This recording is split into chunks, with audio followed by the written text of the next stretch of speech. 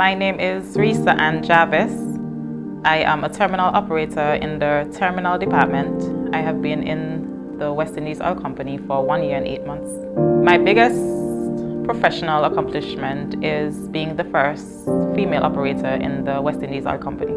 I think it's a milestone I have crossed, being the first female in my department. And I also encourage other females to do what comes to mind, and you will achieve your dream.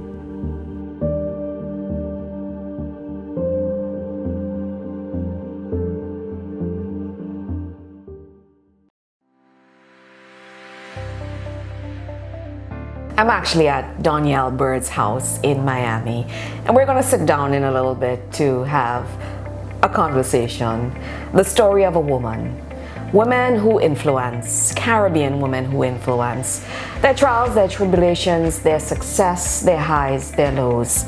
The story of a woman ideally is to help, to reach out to women, perhaps you, who may not be feeling that you're good enough. And we need stories like Donyelle's and all the others to ensure and give you that confidence and that aha moment per se. So when we come back, Donyelle Bird and I will sit, chat, have a conversation. Stay with us. This is The Story of a Woman.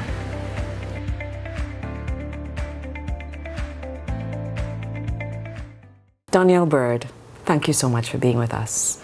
Thank you for affording us the opportunity to sit with you for this series that has it's been so positive, the feedback, the stories of women.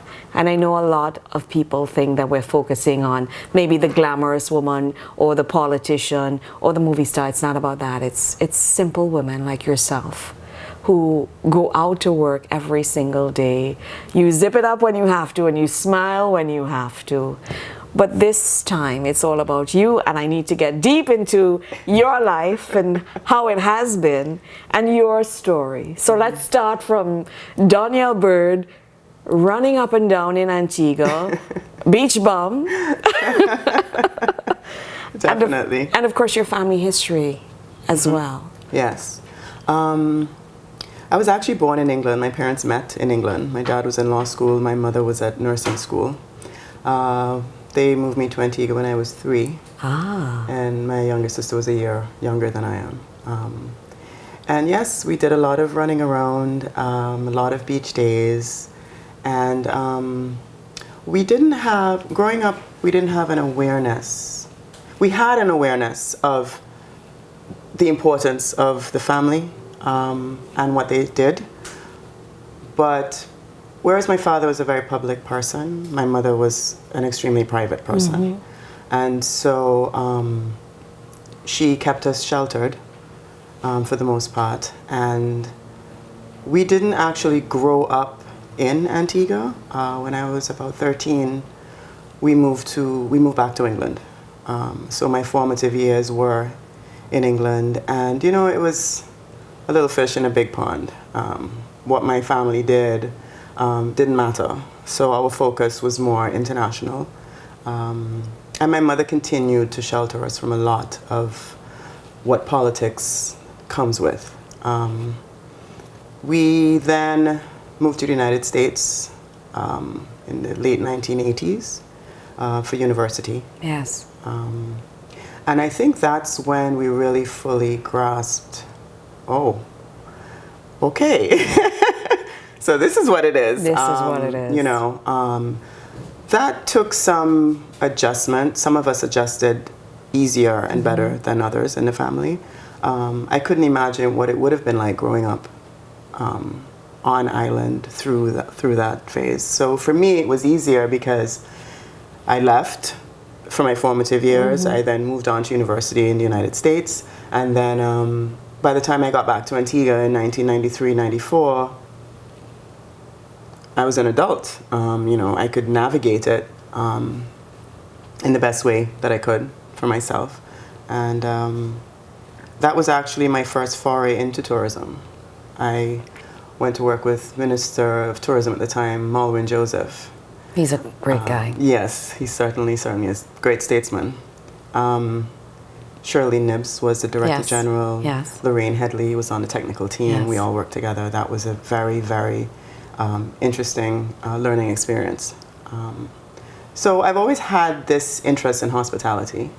I've always understood from our family that we have an obligation to service to the country and the community. We've always understood that and we've absorbed it.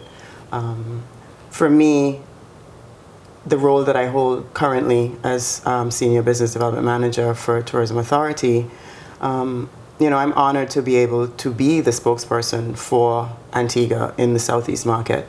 And it encourages me to reach out to people. It's a very hands-on position. You travel a lot, you speak a lot, you meet a lot of new people and interesting people, and I'm always looking to benchmark Antigua. It doesn't matter where I am, I'm always looking for something that we could use or improve on, and you know, anything that would raise the level of awareness of Antigua, and of course, raise the revenue and bring in investment. So I'm actually very honored and humbled to be able to make my contribution in that way.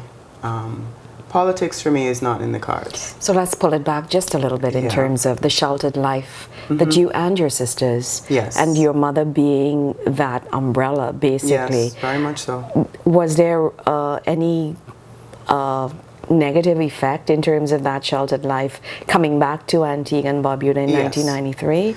Was there an Definitely. effect? When you lead a sheltered life, and it's funny how many years later I made the same judgment with my children. When you lead that level of sheltered existence, when you're finally exposed to what the reality is, you kind of have to depend on yourself and your family's support to pull you through certain dark moments, because people, there are preconceived notions, there are judgments. There are people who, you know, my father said to us one day, I'm going to explain something to you. Half the people are going to like you and half will not. And it doesn't matter what you do.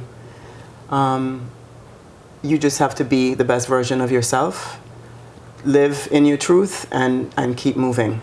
And that was the best advice he could have given to us. Throughout the years, you know, we've stumbled, we've had challenges as a family.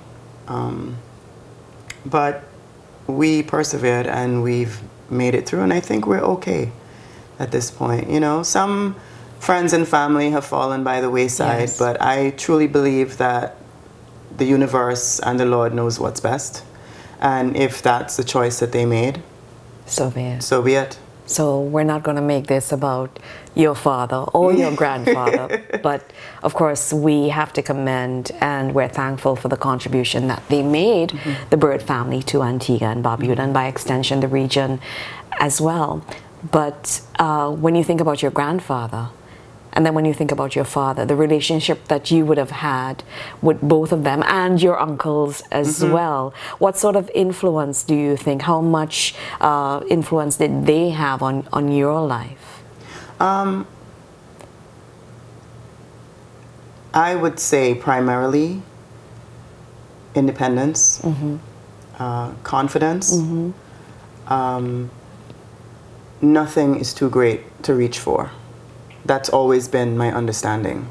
And again, the level of service to country, even as lawyers and politicians, that was ingrained in them from Granddad. And they in turn did that with their children. And some of us have embraced it, some have not. And there are those of us that have actively put ourselves into the arena. And then there's some of us who lead a more private life and prefer to stay out of that, which is understandable. So in terms of that, I have now translated that to my children, where I say to them, you can do anything that you want to do. If you decide that you want to go into politics, we can talk about that and we will figure out how to navigate it. But what I've learned from my dad, my uncles, my granddad, is to not put yourself into a box and live your life based on what other people think you should be doing. So let's move away from that and let's talk about Donyelle. How easy has it been? Because I don't want to use the word difficult, because as black women, as women in the Caribbean period, and then you now you're in the first world, and you've been in the first world for most of your life, if not all. But how easy is it for you to deal with the boys' club?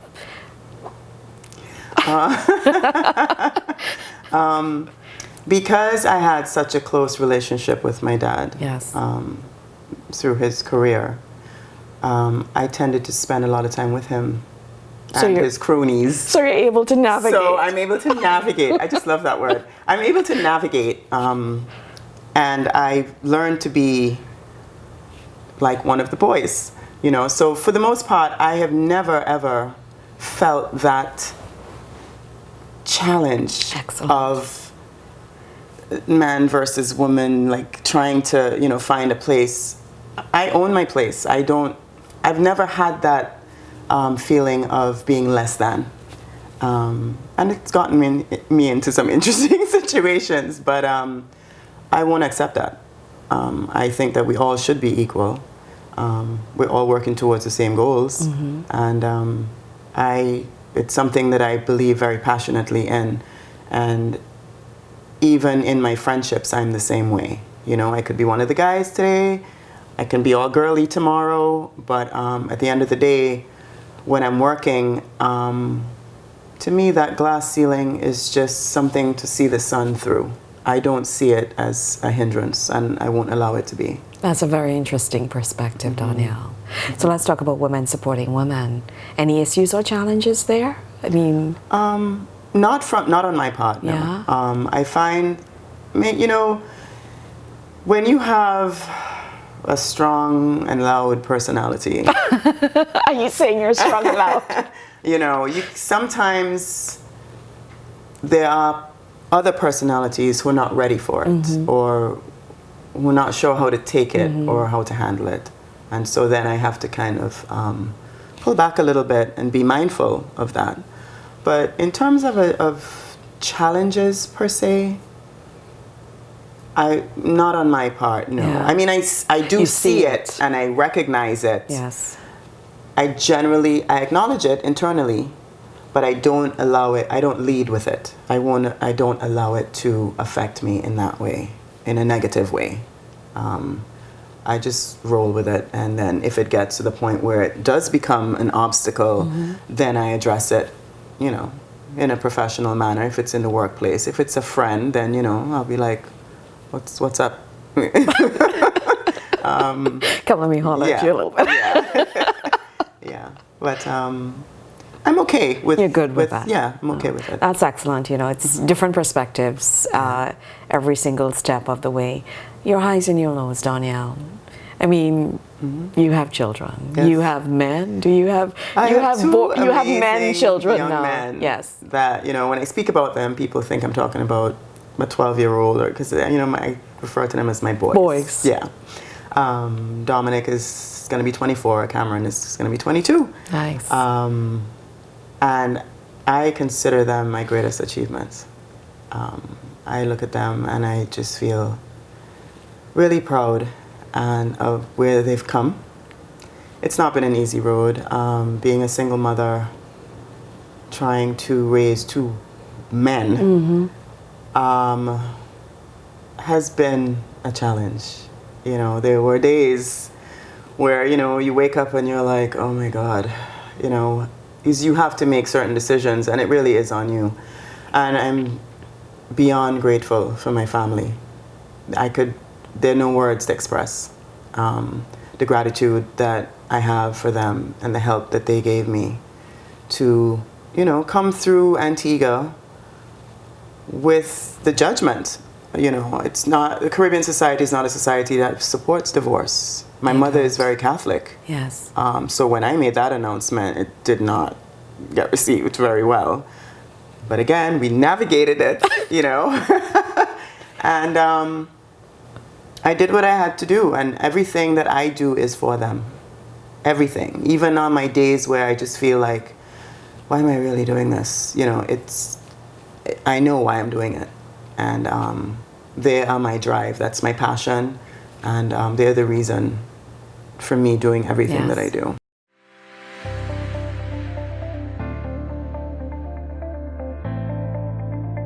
Currently, I'm in the engineering department where I was hired. I was in the maintenance department, which I was in charge of the upkeep and maintenance of all WEOC assets. My biggest accomplishment is becoming a mechanical engineer. I see my job as being very important for Western Israel because I am directly involved in the development of the company. I feel very motivated, and basically I feel like I have a lot to live up to. Just like they are currently making a legacy, I'm trying to make a legacy of my own in this company. The person I would attribute to my success would be my mother, because in the beginning I just wanted to be a mechanic, and she's the one that pushed me to and told me to go further. Don't just stay at being a mechanic.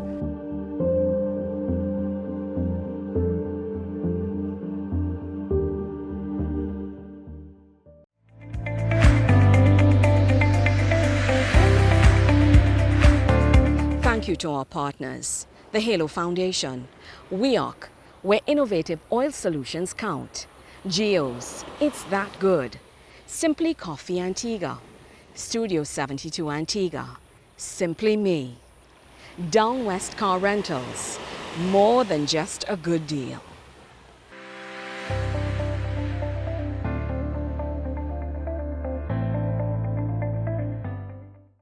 So let's talk about divorce, and let's talk about getting married young, which I believe that you did. Yes. And I was, yes. You were 25. young, I was yeah. about 25. And then when you look back now, you're like, oh my gosh, I was a baby. When I look back, I think of my son Dominic, who's Yes. going to be 24, and I'm like, if he came to me tomorrow and said, Mommy, you know, I'm thinking of getting married, I'd be like, no, you're not. But you know, the world has changed, and I had, you know, if you ask my sisters about me in my teenage years, they would tell you, well, Donyelle was a challenge.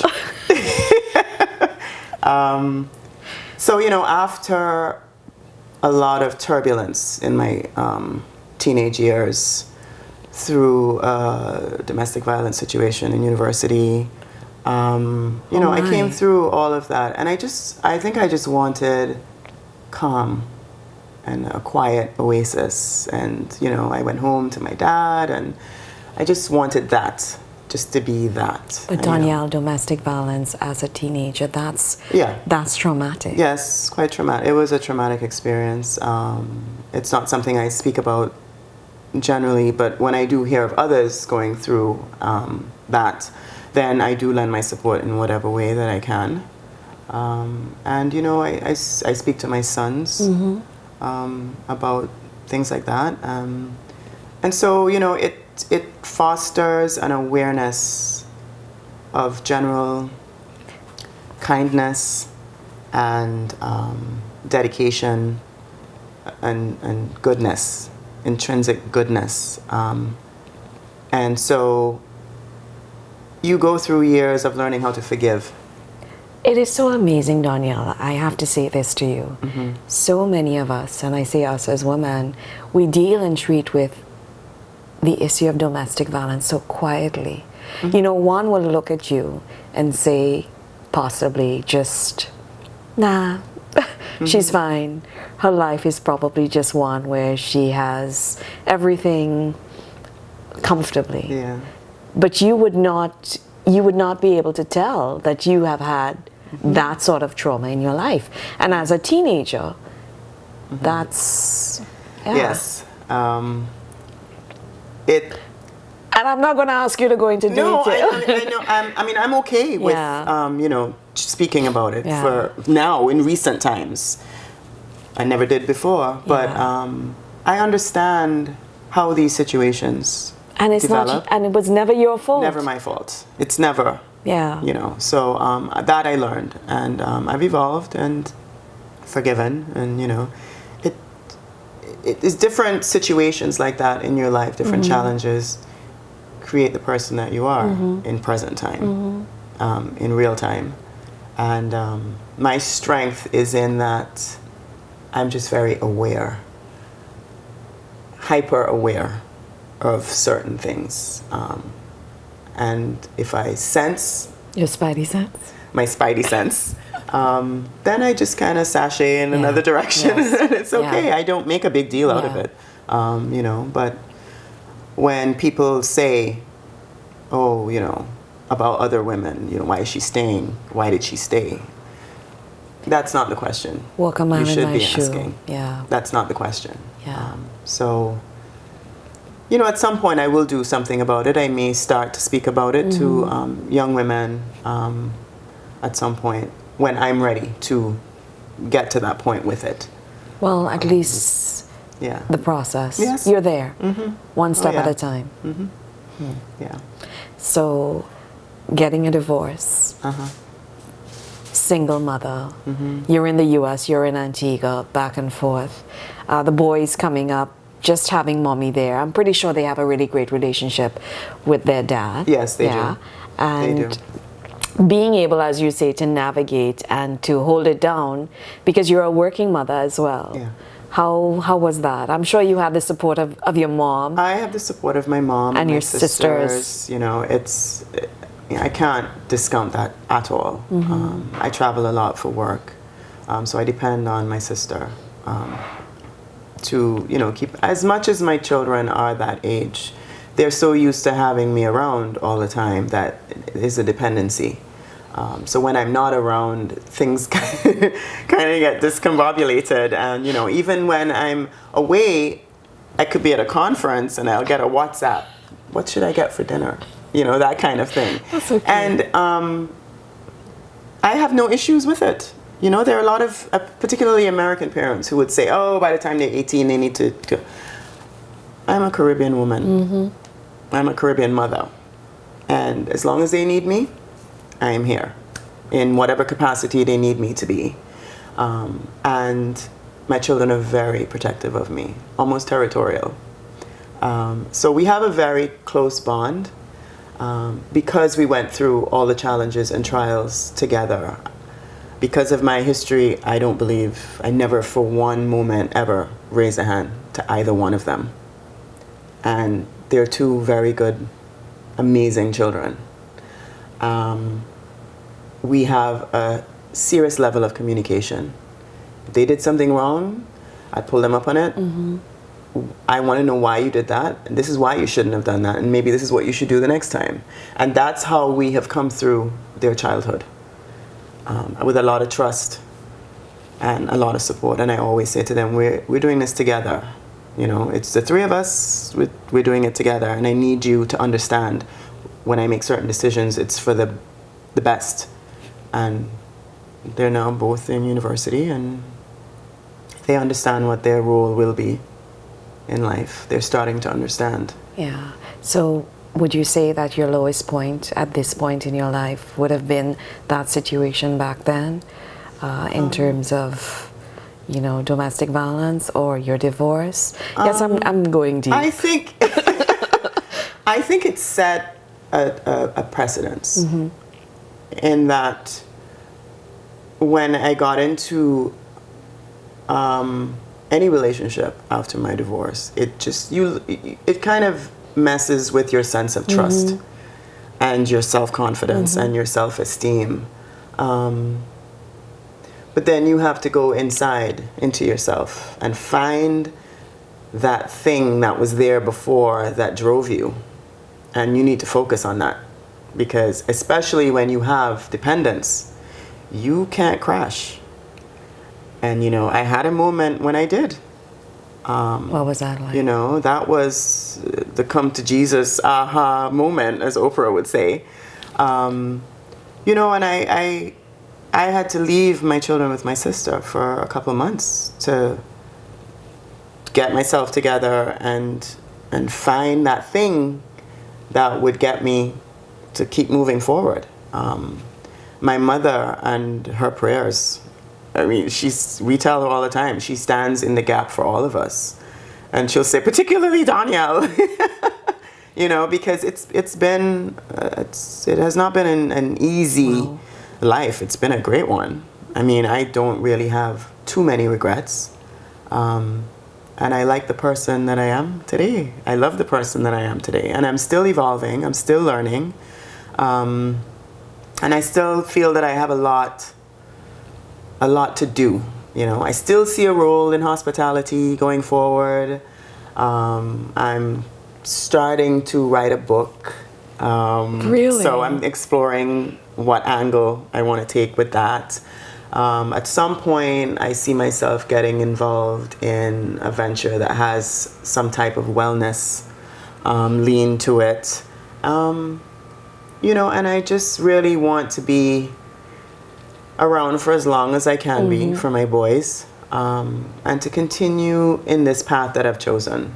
It's a very mindful, wellness-oriented, self-improvement, self-help path, and at some point I would like to use what I've learned to help others that need that voice, and I see myself heading in that direction. Your story is a very positive one, despite the setback and the hiccups that you would have faced.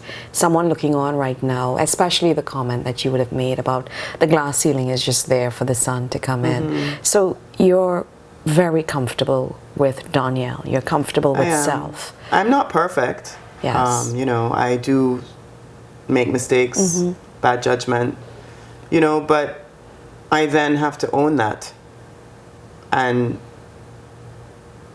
forgive myself, make whatever apologies I have to make, and then change. Because it's not okay to do it again. And so that is what I'm currently working on, is learning how to accept the evolving process in a positive way, and in a successful way.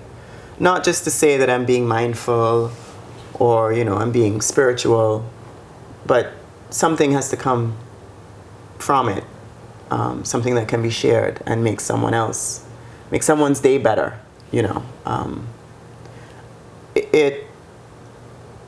I have a friend who always says to me, I just want you to be happy. And I understand what she means, but to me, happiness is an external thing. Tell me. If you're not happy, or I rather use the word joyous, if you don't have joy inside, you can't be happy. Happiness to me is like getting an extra check, or, you know, getting a compliment, and, you know, it makes you happy. But if you're not fully committed to your internal joy, which then translates into happiness, you're always going to be at a disadvantage. And so you have to truly be that person inside before it can actually come out. And I think a lot of people don't understand me. You know, they see me out, I'm working, I talk a lot, I'm very expressive, you know, I love to party, I love my soca, although I do listen to classical music as well. They see that side of me, but they don't realize that I'm also a bit of a loner. I need that time at home. I need to be able to just sit in my space and think and meditate and soothe myself. And that is where I find the strength to then be able to go back out there,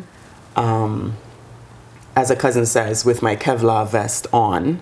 But I am a positive, joyous, happy person, and I work very hard to stay away from any encroaching negativity, because it can, after all the years of all the trials and everything that you've been exposed to, and at the end of the day, I'm still part of a political family. There are people who only see that. I go places, I introduce myself, hi, I'm Donyelle. I don't say, hi, I'm Donyelle Bird. I rather they get to know me first before they figure it out, because of the preconceived judgment and notions. So I am happy with where I am in my life right now. I love the role that I have. I'm thrilled with what I've achieved with my boys. I'm happy with the work that I've done on myself, and my relationship with my family has improved immensely. I have some good people around me. I have good friends. And this is as a result of you having hello Jesus, that aha moment, those several months when you found yourself and your purpose. Yeah. So this is where we are. It's right a continuous journey. Yeah. I haven't arrived yet. I'm still on that path. Yeah. But I'm getting there. A lot of us don't understand what happiness means. And that joy that you talk about, that you have to find deep inside yourself before it can come out. Yes. Yeah. Yeah. Donyelle, thank you so much Thank for you. sharing your Thank space you. and your place. Thank you so much. Yeah, it's been nice. And we look forward to seeing you back in Antigua with many fams. Yeah. I will be there sooner than you think. You're flying that flag so high, though. Really, really high. And we commend you for that. And congratulations. Thank you so much. On your recent promotion. Part of a great team. Yes. You know, and they support me and I support them. And we work well together. And I enjoy what I do. And I also have to say hats off to your mom. Hats off to my mom. Your mom. You just gave me goosebumps. Yeah. She's amazing. Yeah. She is the glue that has kept us together and on the right path. Yeah. Woman power. We found it somewhere. Yes, women power. Yes, for sure. Donyelle, thank you so much. Thank you for having me. No problem. Okay. All the best. Thank you.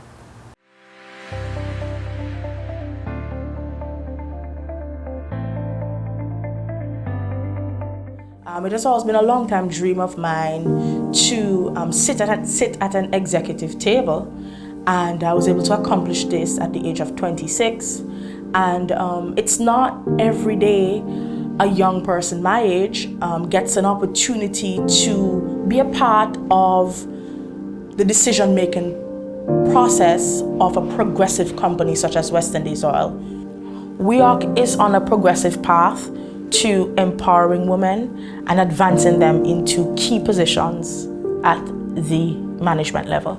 And so to work along with these females, it is a good opportunity. You feel motivated around them. You feel that you can accomplish anything. You feel as though you have that spirit of determination to step up every day and to overcome any sort of challenges.